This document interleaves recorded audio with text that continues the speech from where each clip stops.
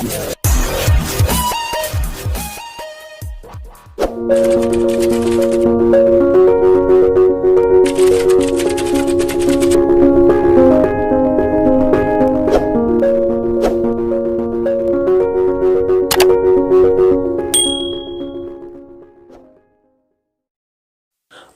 To another video.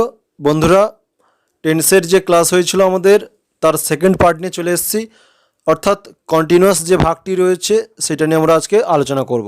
অর্থাৎ present continuous, past continuous এবং future continuous নিয়ে আমরা বিস্তারিতভাবে আলোচনা করব।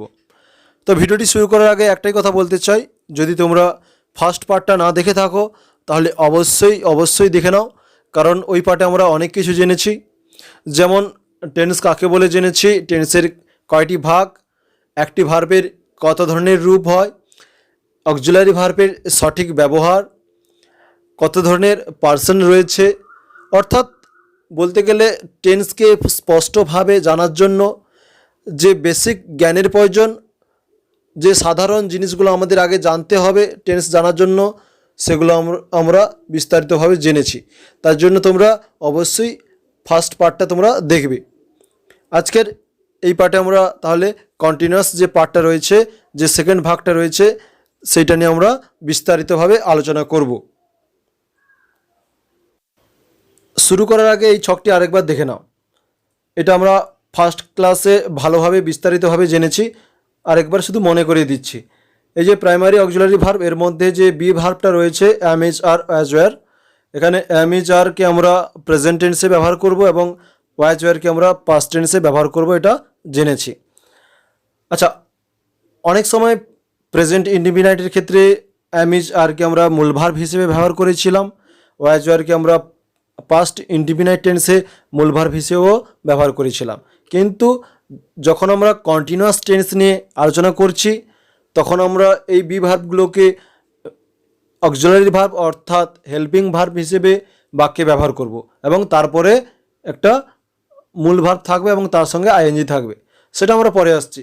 শুধু তাহলে মাথায় রাখতে হবে কি, অ্যাম, ইজ, আরকে আমরা প্রেজেন্ট কন্টিনিউয়াস টেন্সে ব্যবহার করব, ওয়াজ, ওয়্যারকে আমরা পাস্ট কন্টিনিউয়াস টেন্সে ব্যবহার করব।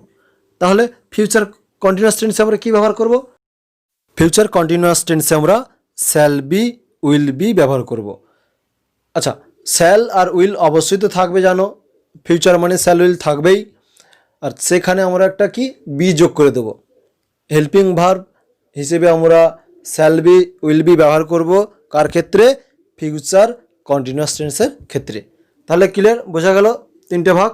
কি, প্রেজেন্টের ক্ষেত্রে আমরা অর্থাৎ প্রেজেন্ট কন্টিনিউয়াসের ক্ষেত্রে আমরা অ্যাম, ইজ, আর ব্যবহার করব হেল্পিং ভার্ব হিসেবে, ওয়াজ, ওয়্যার ব্যবহার করব পাস্ট কন্টিনিউয়াস টেন্সে হেল্পিং ভার্ব হিসেবে, এবং ফিউচার কন্টিনিউয়াস টেন্সে ব্যবহার করব শ্যাল বি, উইল বি কি হেল্পিং ভার্ব হিসেবে। ক্লিয়ার?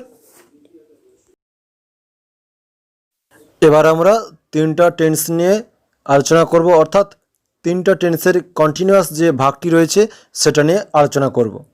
চলো আমরা ছকের মাধ্যমে তিনটা টেন্সের কন্টিনিউয়াস নিয়ে আলোচনা করি।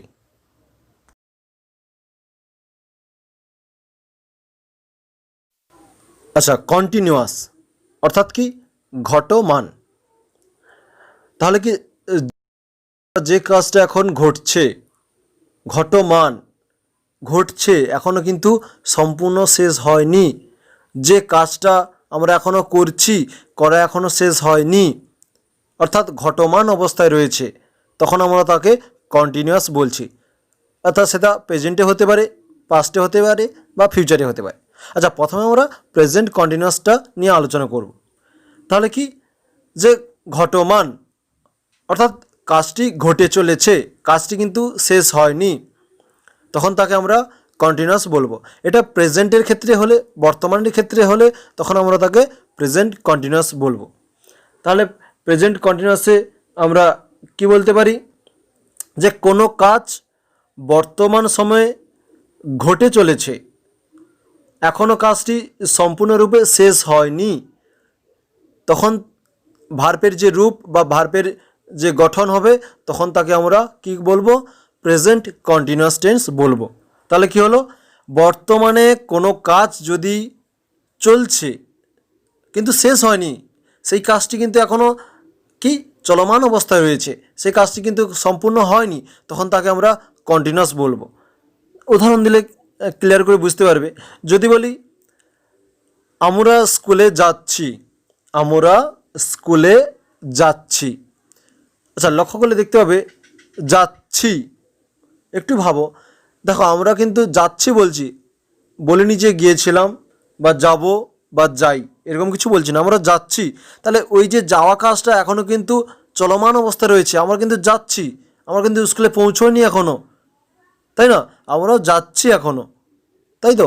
এই যে একটি কাজ চলছে, এখনও কিন্তু কমপ্লিট হয়নি, এই রকম যে ঘটনা, এগুলোকে আমরা কন্টিনিউয়াস বা ঘটমান বলছি, যেগুলো ঘটে চলেছে, যার এখনও রেজাল্ট হয়নি, অর্থাৎ কাজটি এখনও শেষ হয়নি। এরকম আর কয়েকটি উদাহরণ দিলে ক্লিয়ার বুঝতে পারবে তোমরা। আমি পড়ছি, আমি একটি চিঠি লিখছি। দেখো আমি পড়ছি, পড়া কিন্তু আমি শেষ করিনি, পড়া কিন্তু শেষ করে আমি উঠে যাইনি, আমি কিন্তু এখন পড়ছি। এই পড়া কাজটি কিন্তু এখন আমি চালাচ্ছি, ওটা কিন্তু আমি শেষ করে ফেলিনি।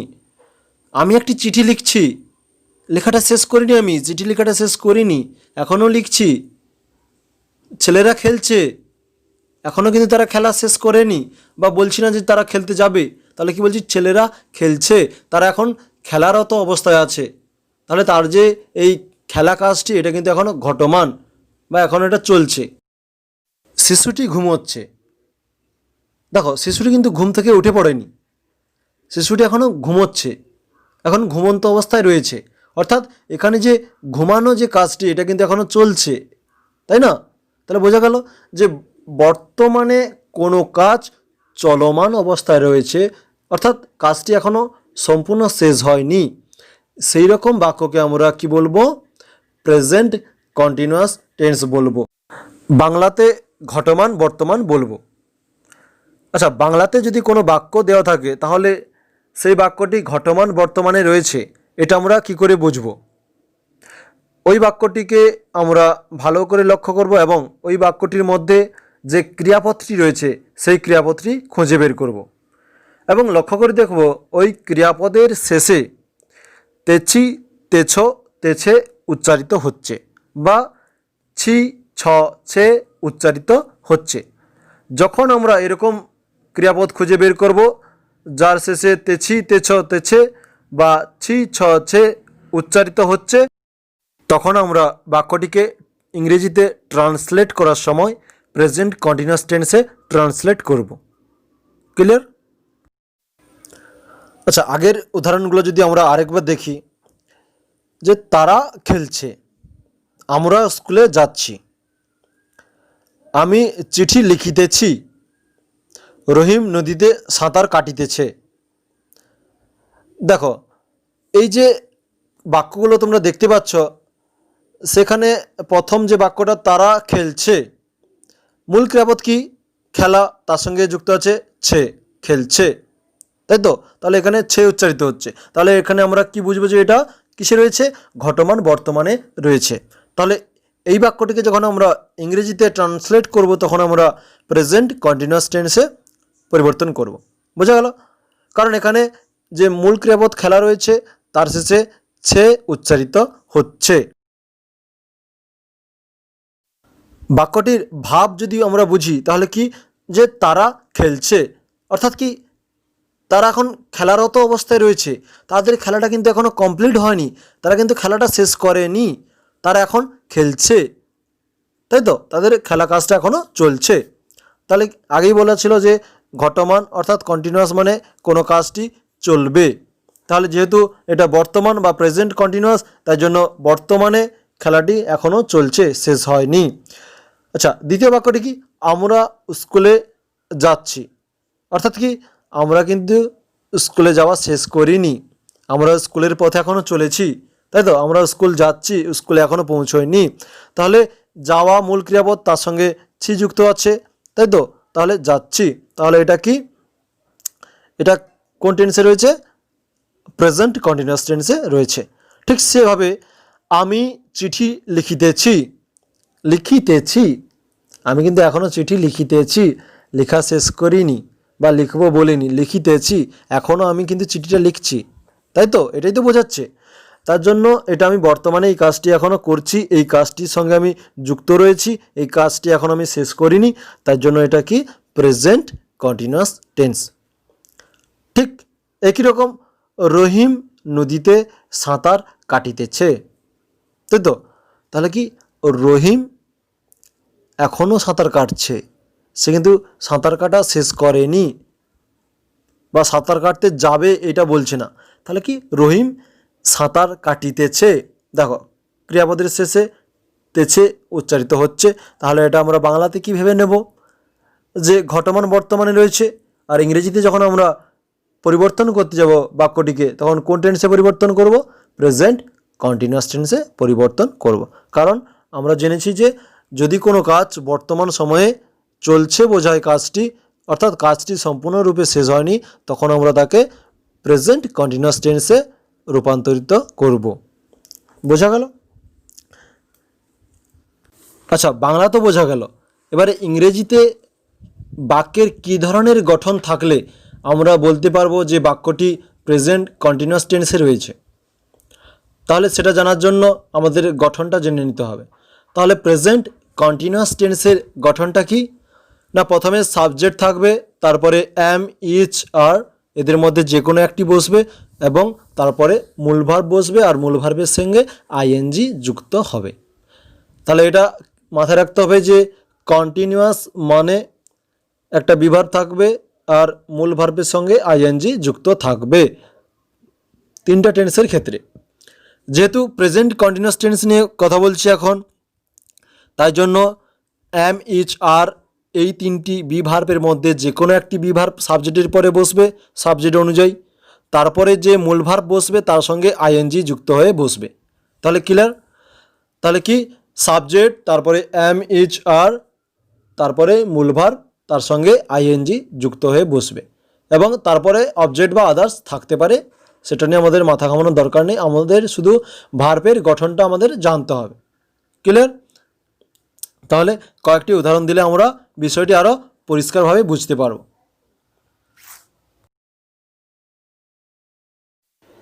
এখানে রিড ভার্ব নিয়ে উদাহরণগুলো দিয়েছি। প্রথমে দেখতে পাচ্ছ আই অ্যাম রিডিং এ বুক। এই বাক্যটির মধ্যে আই কর্তা বা সাবজেক্ট, অ্যাম অক্সিলারি ভার্ব এবং রিড যে মূল ভার্ব তার সঙ্গে আইএনজি যুক্ত হয়ে এখানে বসেছে। তাহলে আগেই জেনেছি এরকম গঠন থাকলে, অর্থাৎ সাবজেক্ট তারপরে অ্যাম, ইচ, আরের মধ্যে যে কোনো একটা থাকবে, তারপরে যে মূল ভার্ব তার সঙ্গে আইএনজি থাকবে, এরকম যদি গঠন থাকে তাহলে সেই গঠনকে আমরা কি বলবো? Present continuous tense. এবারে বাংলায় মিল আছে কিনা দেখে নিই। বাংলাতে বাক্যটির মানে হচ্ছে আমি একটি বই পড়িতেছি। দেখো মূল ভার্ব পড়া, তার সঙ্গে কি যুক্ত রয়েছে? তেছি, পড়িতেছি। তাহলে আগেই বলা আছে যে ক্রিয়াপদের শেষে তেছি, তেছ, তেছে উচ্চারিত হবে। এখানে তেছি উচ্চারিত হচ্ছে, এক্ষেত্রে আমরা নিঃসন্দেহে বলতে পারি এই বাক্যটি রয়েছে ঘটমান বর্তমানে, তাই তো? ঠিক অনুরূপভাবে উই আর রিডিং এ বুক, আমরা একটি বই পড়িতেছি। ইউ আর রিডিং এ বুক, তুমি একটি বই পড়িতেছ বা পড়ছো। ইউ আর রিডিং এ বুক, তোমরা একটি বই পড়ছো। He, she, it, Puja is reading a book, সে, ইহা, পূজা একটি বই পড়ছে। দে আর রিডিং এ বুক, তারা একটি বই পড়ছে। অর্থাৎ আমরা জানি থার্ড পারসন সিঙ্গুলার নাম্বারের ক্ষেত্রে কি হয়? ইজ হয়, আর অ্যামটা হয় শুধু আয়ের পরে, আর সব ক্ষেত্রে আর বসে। ক্লিয়ার? তাহলে বুঝতে পারলে যে প্রেজেন্ট কন্টিনিউয়াস টেন্সের ক্ষেত্রে প্রথমে সাবজেক্ট থাকবে, তারপরে এম, এইচ, আর, এদের মধ্যে যে কোনো একটি থাকবে এবং তারপরে যে মূল ভার্ব বসবে তার শেষে আইএনজি যুক্ত হবে এবং তার শেষে অবজেক্ট থাকতে পারে বা আদার্স থাকতে পারে, ওটা নিয়ে কোনো আমাদের মাথা ঘামানোর দরকার নেই। শুধু বাক্যের গঠনের মধ্যে শুধু ভার্বের গঠন পর্যন্ত আমরা দেখব। ক্লিয়ার? তাহলে প্রেজেন্ট কন্টিনিউয়াস টেন্স সম্পর্কে আমরা সম্পূর্ণভাবে বা বিস্তারিতভাবে বুঝতে পারলাম। এবারে আমরা পাস্ট কন্টিনিউয়াস টেন্স নিয়ে আলোচনা করব।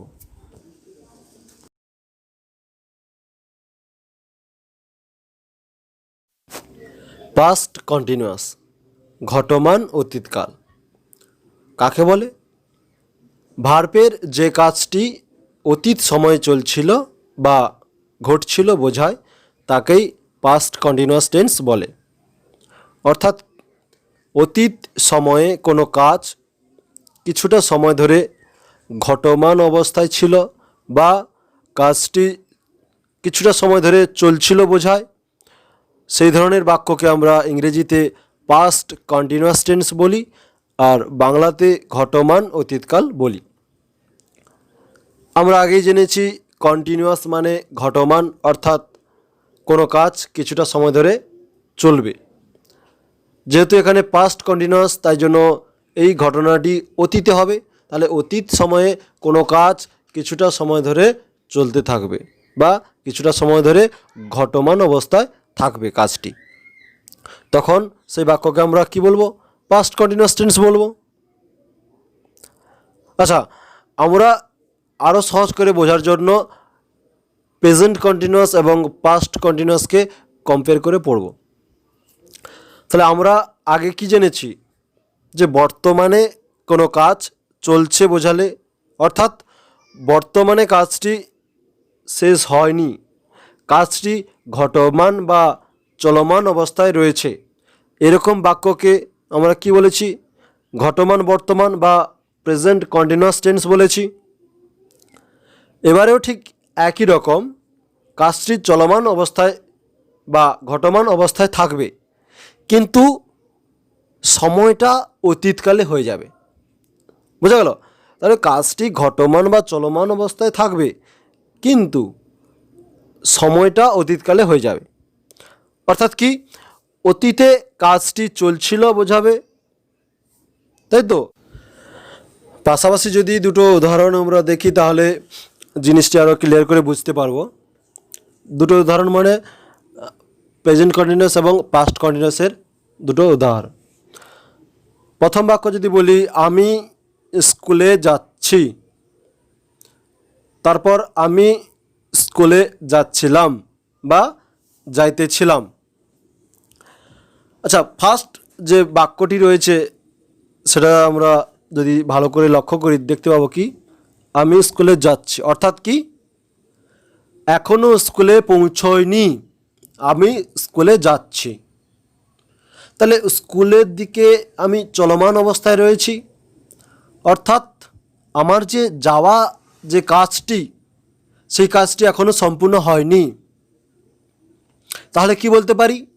যে স্কুলে পৌঁছইলে, স্কুলে যখন আমি চলে যাব তখন আমার যে যাওয়া কাজটি সেটা সম্পূর্ণ হবে, তখন আর যাওয়া কাজটি ঘটমান অবস্থায় থাকবে না।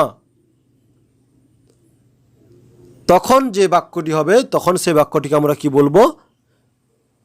কন্টিনিউয়াস।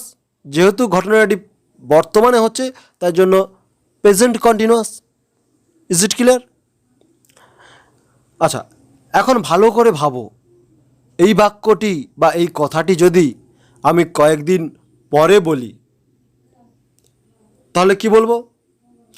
বলবো যে আমি স্কুলে যাচ্ছিলাম বা যাইতেছিলাম, তখন আর যাচ্ছি বলবো না, যেহেতু কাজটি অতীতে চলে এসছে, কয়েকদিন পরে বলছি আমি, তাহলে কাজটি অতীতে চলে গেছে, তার জন্য বলবো যে আমি স্কুলে যাচ্ছিলাম বা যাইতেছিলাম।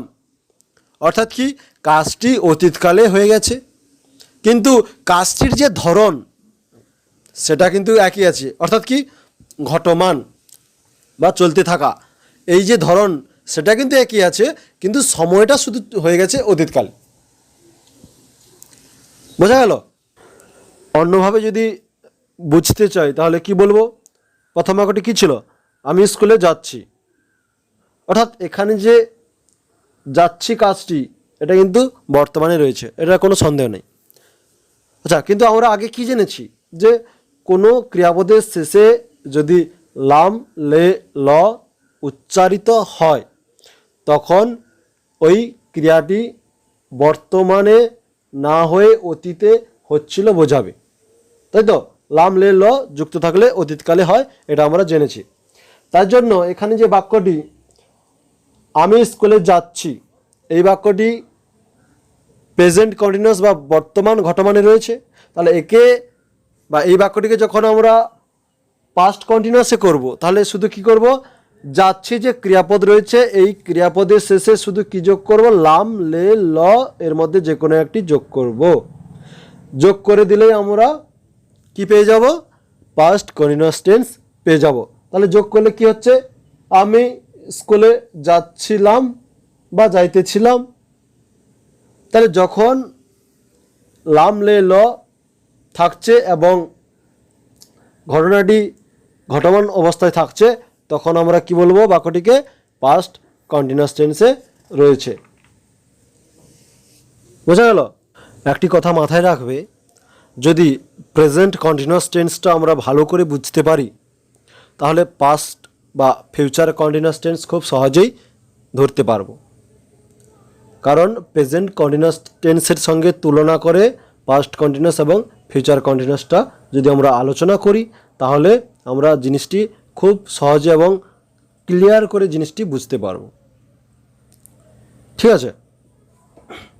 আচ্ছা, এবারে প্রশ্ন হচ্ছে, বাংলায় কোনো বাক্য থাকলে বাক্যটি কোন কালে আছে সেটা বুঝবো কী করে, বা বাংলায় কীরকম বাক্য থাকলে এবং সেই বাক্যকে যখন ইংরেজিতে ট্রান্সলেট করব তখন কোন টেন্সকে আমরা ফলো করব, সেটা ভালোভাবে বুঝতে হবে।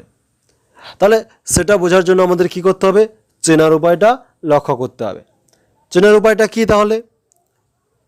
পাস্ট কন্টিনিউয়াস টেন্সের ক্ষেত্রে চেনার উপায় কি, বাংলাতে কি ক্রিয়াপদের শেষে কি থাকবে, তেছিলাম, তেছিল, তেছিলে উচ্চারিত হবে। তাহলে কি হলো, ক্রিয়াপদের শেষে তেছিলাম, তেছিল, তেছিলে উচ্চারিত হবে। আচ্ছা, আর একটা কথা বলে দিই, অনেক সময় এই যে তে না, তে নাও থাকতে পারে, উচ্চারিত নাও থাকতে পারে বা লেখা নাও থাকতে পারে, কিন্তু ক্রিয়াপদকে ভালো করে বিশ্লেষণ করলে বুঝতে পারবো যে তে এই যে কথাটি এটা উজ্জ্ব আছে। যেমন কি যদি বলি আমি হাসছিলাম, এইটা দেওয়া আছে বাক্যটি, এটা যদি আমি শুদ্ধভাবে বলি বিশ্লেষণ করে যে আমি হাসিতেছিলাম, এটা কিন্তু কোনো ভুল নয়। এখানে শুধু একটা আমি তে যোগ করে দিয়েছি, তাহলে কিন্তু এটা ভুল নয়, দুটার কিন্তু মিনিং সেম। যদি বলি আমি দৌড়চ্ছিলাম, আমি দৌড়তেছিলাম, দুটোর অর্থ একই।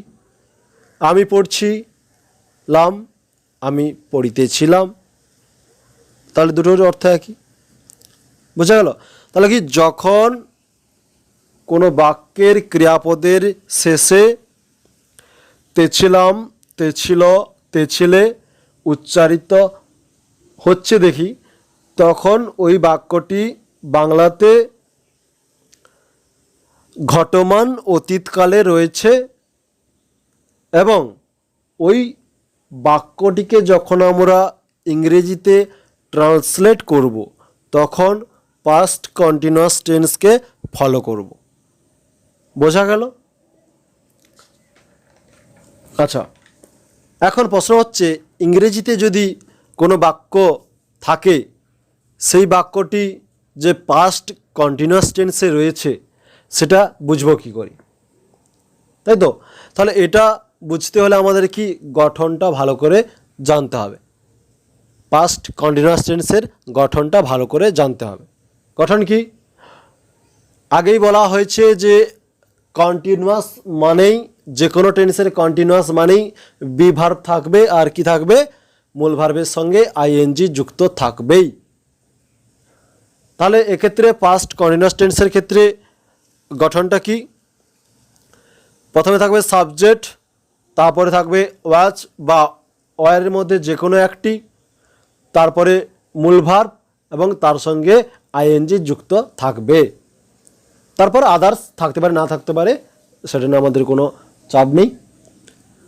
তাহলে কী হলো যে সাবজেক্ট থাকবে, তারপরে ওয়াচ, ওয়ারের মধ্যে যে কোনো একটি থাকবে, তারপরে থাকবে মূল ভার্ব এবং তার সঙ্গে আইএনজি যুক্ত থাকবে। তাহলে কোনো ইংরেজি বাক্য যদি এরকম গঠনে থাকে বা এরকম ফরম্যাটে থাকে তাহলে সেই বাক্যটি পাস্ট কন্টিনিউয়াস টেন্সে আছে আমরা বুঝে নেব। উদাহরণ দিলে জিনিসটি আরও ক্লিয়ার করে বুঝতে পারবে। আচ্ছা, তোমরা ছকটি ভালো করে দেখতে পাচ্ছ। প্রথমে রয়েছে first person, singular, plural, second person, third person, ঠিক আছে। তাহলে প্রথমে কি রয়েছে? I was doing the work, আমি কাজটি করছিলাম বা করিতেছিলাম, একই জিনিস। We were doing the work, আমরা কাজটি করছিলাম। You were doing the work, তুমি কাজটি করছিলে। You were doing the work, তোমরা কাজটি করছিলে বা করিতেছিলে। He, she, it, Rita was doing the work, সে, ইহা, রিতা কাজটি করছিল বা করিতেছিল। They were doing the work, তাহারা কাজটি করিতেছিল। তাহলে প্রত্যেকটা সেন্টেন্স যদি ভালো করে লক্ষ্য করি তাহলে কি দেখতে পাচ্ছি? প্রথমে রয়েছে সাবজেক্ট, তারপরে ওয়াজ বা ওয়ারের মধ্যে যে কোনো একটি রয়েছে সেটা সাবজেক্ট অনুযায়ী বসেছে। আর পরে ওয়াজ, উইর পরে ওয়ার, কোনটার পরে কি তোমরা জেনেছ আগে বা আরেকবার দেখে নাও ভালো করে। তারপরে যে মূল ভাব রয়েছে ডু, তার সঙ্গে কি আইএনজি যুক্ত হয়ে বসেছে অর্থাৎ ডুইং। তাহলে গঠনের সঙ্গে মিলে যাচ্ছে যে সাবজেক্ট প্রথমে রয়েছে, তারপরে ওয়াজ ওয়ারের মধ্যে যে কোনো একটি রয়েছে, তারপরে মূল ভার্বের সঙ্গে আইএনজি যুক্ত হয়ে বসেছে। তারপরে অবজেক্ট যা থাকতে পারে সেটা নিয়ে আমাদের কোনো মাথা ঘামানোর দরকার নেই। তাহলে পাস্ট কন্টিনিউয়াস টেন্সের গঠনের সঙ্গে মিলে যাচ্ছে। তাহলে এরকম যখন গঠন থাকবে কোথাও, আমরা সেই বাক্যটিকে কি বলবো? পাস্ট কন্টিনিউয়াস টেন্স রয়েছে, তাই তো? তাহলে আশা করি পাস্ট কন্টিনিউয়াস টেন্স তোমরা ভালোভাবে বুঝতে পারলে। এবারে আসছি future continuous tense. Future continuous tense ঘটমান ভবিষ্যৎ কাল কাকে বলে? যে টেন্স দ্বারা ভবিষ্যৎ সময়ে কোনো কাজ ঘটতে থাকবে বা চলতে থাকবে বোঝায় তাকে ফিউচার কন্টিনিউয়াস টেন্স বা ঘটমান ভবিষ্যৎকাল বলে। অর্থাৎ কি? যে ভবিষ্যতে বা পরে কোনো কাজ ঘটতে থাকবে, অর্থাৎ কাজটি ঘটমান অবস্থায় আসবে, কাজটি কিছুটা সময় ধরে ঘটমান অবস্থায় থাকবে বা চলমান অবস্থায় থাকবে ভবিষ্যতে, পরে, তখন সেই বাক্যকে আমরা কি বলবো? ফিউচার কন্টিনিউয়াস টেন্স বা ঘটমান ভবিষ্যৎকাল। আচ্ছা, যদি একটা উদাহরণ দেই, শিক্ষক মহাশয় তাদের পড়াতে থাকবেন। শিক্ষক মহাশয় তাদের পড়াতে থাকবেন। বাক্যটা যদি ভালো করে আমরা বোঝার চেষ্টা করি তাহলে কি বুঝতে পারবো? শিক্ষক মহাশয় এখনও পড়ানো শুরু করেনি বা পড়ানো শেষ করে ফেলেনি, ভবিষ্যতে পড়াবেন, তাই তো? এবং এই যে পড়া কাজটি কিছুটা সময় ধরে ভবিষ্যতে চলবে, ভবিষ্যতে যখন এই পড়ানো কাজটা শুরু করবে তখন এই পড়ানো কাজটা কিছু সময় ধরে চলবে, অর্থাৎ কাজটি ঘটমান হবে। কাজটি কিছুটা সময় ধরে চলবে, তাই এই ধরনের বাক্যকে বাংলাতে কি বলবো? ঘটমান ভবিষ্যৎ। যেহেতু কিছুটা সময় ধরে চলবে তাই জন্য ঘটমান, এবং সময়টা কখন? ভবিষ্যতে, তাই জন্য এটা ঘটমান ভবিষ্যৎকাল। আচ্ছা, ইংরেজিতে কি বলছি? Future continuous tense. বাংলায় যদি কোনো বাক্য দেওয়া থাকে সেই বাক্যটি ফিউচার কন্টিনিউয়াস টেন্স বা ঘটমান ভবিষ্যৎকালে রয়েছে, সেটা বুঝবো কী করে? তাহলে যে বাংলায় যে বাক্যটি দেওয়া থাকবে সেই বাক্যটিকে যদি ভালো করে আমরা দেখি বা লক্ষ্য করি তখন দেখতে পাবো যে ক্রিয়াপদের শেষে তে থাকিব, তে থাকিবে, তে থাকবে উচ্চারিত হচ্ছে। তাহলে কি বলা হলো? যখন বাংলায় কোনো বাক্য দেওয়া থাকবে সেই বাক্যের যে ক্রিয়াপদ রয়েছে সেই ক্রিয়াপদের শেষে যখন তে থাকিব, তে থাকিবে, তে থাকবে উচ্চারিত হচ্ছে দেখব, তখন সেই বাক্যটিকে আমরা ঘটমান ভবিষ্যৎ কালে রয়েছে বলবো।